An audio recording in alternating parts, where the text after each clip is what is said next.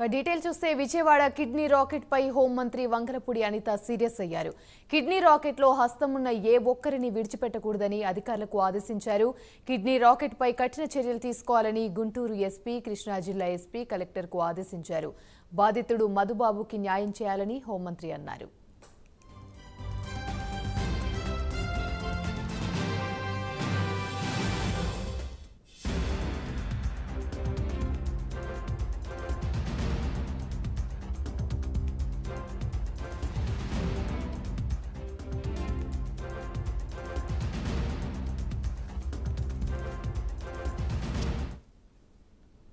Vijayawada kidney racket పై హోంమంత్రి Vangalapudi Anitha serious అయ్యారు. Kidney racket లో హస్తమున్న ఏ ఒక్కరిని విడిచిపెట్టొద్దని అధికారులకు ఆదేశించారు. కిడ్నీ రాకెట్ పై కఠిన చర్యలు తీసుకోవాలని గుంటూరు ఎస్పీ, కృష్ణా జిల్లా ఎస్పీ కలెక్టర్కు ఆదేశించారు. బాధితుడు మధుబాబుకి న్యాయం చేయాలని హోంమంత్రి అన్నారు. ఇదే అంశానికి సంబంధించి మరిన్ని వివరాలు మా ప్రతినిధి మధు లైవ్ ద్వారా మరిన్ని అప్డేట్స్ అందిస్తారు. మధు, చెప్పండి, కిడ్నీ రాకెట్ పై కఠిన చర్యలు తీసుకోవాలని చెప్పి వంగలపూడి అనిత అయితే సీరియస్ అయ్యారు. దీనికి సంబంధించి అందులో హస్తమున్న ఏ ఒక్కరిని కూడా విడిచిపెట్టేదే లేదని కూడా ఆదేశాలు అయితే జారీ చేశారు. దీనికి సంబంధించి పూర్తి అప్డేట్స్ ఏంటి? Thank you Yamini. ప్రస్తుతం చూసుకుంటే కనుక విజయవాడ అడ్డాగా అంటే కేంద్ర బిందువుగా చూసుకుని ఇక్కడ కిడ్నీ ర్యాకెట్ నడుస్తుందని చెప్పుకోవచ్చు. గత 5 సంవత్సరాల నుంచి నడుస్తున్నప్పటికీ కూడా గత ప్రభుత్వంలో అధికారులు ఎవరు పట్టించుకునే పరిస్థితి అయితే ఏర్పడుతోంది. అయితే కనుక ఇటీవల కాలం అంటే నిన్న ఏ రోజైతే కనుక మధుబాబు అనే వ్యక్తి, గుంటూరు చెందిన మధుబాబు అనే వ్యక్తి ఎవరైతే ఉన్నారో ఎస్పీ దగ్గర ఫిర్యాదు చేయడం జరిగింది. ఆ ఫిర్యాదును అతను సుమోటాగా తీసుకోవడం కూడా జరిగింది. అదేవిధంగా చూసుకుంటే కనుక విజయవాడ ఏదైతే మధుబాబుకి కిడ్నీ అమ్మితే కనుక 30 లక్షలు ఇస్తామని చెప్పి భాషా వెంకట అనే వ్యక్తులు ఎవరైతే ఉన్నారో వీళ్ళంతా కూడా విజయవాడ చెందిన వాళ్ళు. అయితే వీళ్ళందరూ కూడా మా కిడ్నీ తీసుకున్న తర్వాత అతనికి సంబంధం లేదని చెప్పి ఫోన్లు కూడా ఎత్తని పరిస్థితికి అయితే కనిపిస్తామని. అయితే కనుక తనను మోసపోయానని తెలుసుకున్న తర్వాత గుంటూరు ఎస్పీని ఆశ్రయించడం జరిగింది. ఫిర్యాదు కూడా ఎఫ్ఐఆర్ కూడా కట్టడం జరిగింది. అదేవిధంగా చూసుకుంటే విజయవాడలో చూసుకున్న విజయవాడ, గుంటూరు, తిరుపతి, వైజాగ్ ఈ 4 ప్రాంతాల్లో చూసుకుంటే కనుక దీని అంతటికీ కిడ్నీ ర్యాకెట్కి అంతటికీ అడ్డాగా విజయవాడ అని చెప్పుకోవచ్చు. అయితే Vijayawada Vijaya super speciality hospital doctor Sharath Kumar, అదేవిధంగా ఇంకో దాదాపు 4 హాస్పిటల్ అయితే ఉన్నాయి. స్వర హాస్పిటల్ ఒకటి, స్వర హాస్పిటల్లో కూడా సేమ్ గతంలో కూడా ఇలాంటి ఆరోపణలు రావడం జరిగింది. అదేగా కేసు కూడా నమోదు చేయడం జరిగింది. అదే కనుక విజయ సూపర్ స్పెషాలిటీ మీద ఎన్ని ఆరోపణలు వచ్చినప్పటికీ కూడా కనీసం విజయ హాస్పిటల్ మీద కనీసం అధికారులు ఎవడో కూడా చర్యలు తీసుకునే పరిస్థితి అయితే కనిపిస్తూ ఉంది.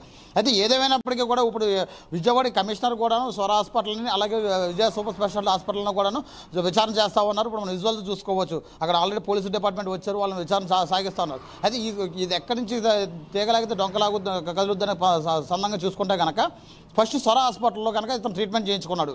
ఎవరైతే బాధితులు ఉన్నారో మధుబాబు అక్కడ ట్రీట్మెంట్ చేయించుకుని అక్కడ యాక్చువల్గా కిడ్నీ మార్పిడి అక్కడ జరగాల్సింది. అయితే లాస్ట్ మినిట్లోకి వచ్చినప్పుడు విజయ సూపర్ స్పెషాలిటీ హాస్పిటల్కి మార్చడం జరిగింది. అక్కడ 30 లక్షలు ఇస్తాం, సర్జరీ అయిన వెంటనే 3వ రోజు మీకు డబ్బులు ఇస్తామని చెప్పి నమ్మించడం కూడా జరిగింది. అయితే కనుక ఆపరేషన్ అయిన తర్వాత వీళ్ళందరూ వెంకట ఎవరైతే ఉన్నారో అదేవిధంగా భాష వీళ్ళందరూ కూడా మొహం చాటెత్తడం జరిగింది. అయితే ఈ చీకటి సామ్రాజ్యం మొత్తం అంతటి ఏలే ఒక వ్యక్తి ఎవరైతే ఉన్నారో శరత్ కుమార్, రాఘవ అనే వ్యక్తి ఉన్నాడు. అతను రాఘవ దాదాపుగా 10 సంవత్సరాల నుంచి కూడా ఈ కిడ్నీ ర్యాకెట్ నడుపుతున్నానని కూడా ఆరోపణలు వస్తున్నాయి. ఇది ఇతను రాఘవ అనే వ్యక్తి గతంలో విజయ సూపర్ స్పెషాలిటీ హాస్పిటల్లో పనిచేసేవాడు. అసలు విజయ సూపర్ స్పెషాలిటీ స్టార్టింగే కిడ్నీ ర్యాకెట్కి సంబంధించింది అనే ఆరోపణలు కూడా ఉన్నాయి. ఈ రాఘవ అనే వ్యక్తి ఇప్పుడు ప్రస్తుతం స్వర హాస్పిటల్లో చేస్తూ ఉన్నాడు. అంటే ఈ స్వర హాస్పిటల్, విజయ సూపర్ స్పెషాలిటీ హాస్పిటల్ ఈ రెండింటిలోనూ కూడా కిడ్నీ ర్యాకెట్కి సంబంధించిన అక్రమ అవయవ మార్పిడి జరుగుతుందని చెప్పుకోవచ్చు. అదేవిధంగా దీని మీద చూసుకుంటే కనుక ఈ రోజు ఉదయం మన హోమ్ మినిస్టర్ వంగలపూడి అనిత గారు కూడా దీని మీద స్పందించడం జరిగింది. ఎవరైతే మధుబాబు అన్న వ్యక్తి ఎవరన్నా కిడ్నీకి మోసపోయిన వ్యక్తి అతని మీద చర్యలు తీసుకోవాలని చెప్పేసి దీని వెనకాల ఎవరైతే ఉన్నారో ఎంత పెద్ద మనుషులు ఉన్నప్పటికీ కూడా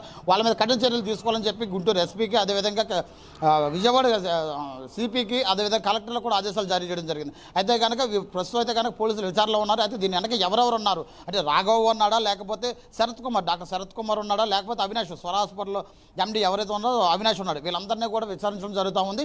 ఏదైనప్పటికీ కూడా ఈరోజు సాయంత్రానికి వంగలపూడి అనిత హోమ్ మినిస్టర్ గారికి నివేదిక సమర్పించనున్నారు అని చెప్పుకోవచ్చు. Yamini, right, thank you. నేను నాకు బాగా ఫైనాన్షియల్ ప్రాబ్లమ్స్ వచ్చి కొన్ని వ్యాపారాలు చేసి బాగా అప్పులైనాయి.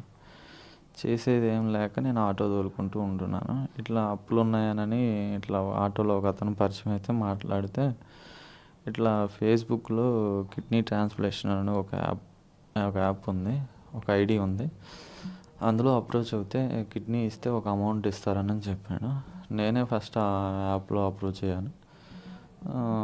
పలానా గ్రూప్ కావాలంటే నాది ఓ పాజిటివ్, ఏజ్ 31 అని నేనే పెట్టాను. చూసి వాళ్ళు కావాలన్న దానికి రిప్లై. అక్కడ నుంచి భాష అన్న అతను ఒక అతను పరిచయం అయ్యాడు. ఒక 30 లక్షలు ఇప్పిస్తానని మాట్లాడి వెంకట్ అనే అతన్ని పరిచయం చేశాడు. ఆ భాష అన్న అతను ఆల్రెడీ ఇచ్చాడు, అతను తీసుకున్నాడు. నేను కూడా ఇచ్చాను బ్రదర్, పలానా అమౌంట్ ఇంత అమౌంట్ ఇస్తారు అని చెప్పాడు. సరేనన్నాను. పోయి మాట్లాడిన తర్వాత నవంబర్ నుంచి ఇప్పుడు దాకా బ్లడ్ టెస్ట్లని, రకరకాల ఇదే ఏమంటారు క్రాస్ మ్యాచింగ్స్ అని, మన గుంటూరు జీజీహెచ్ బోర్డులో పర్మిషన్ కానీ అన్నిటికీ ఇప్పుడు దాకా లేట్ అయింది. ఇంకొకటి వాళ్ళ ఫ్యామిలీ పర్మిషను కావాలని అన్నారని మా వైఫ్ను కూడా చేత సంతకం పెట్టించుకున్నారు, చెప్పించుకున్నారు. బ్లడ్ రిలేటివ్ లేకపోతే ఫ్యామిలీ ఫ్రెండ్ అయితేనో తప్ప వేరే వాళ్ళు ఇవ్వటానికి లేదంట.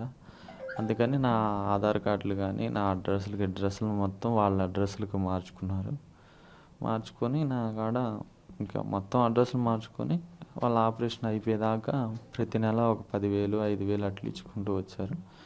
చివరికి ఇప్పుడు ఆపరేషన్ అయిపోయినాక ఇంకేం మాట్లాడలేదు. ఇప్పుడు వరకు ఎంత ఇచ్చారు?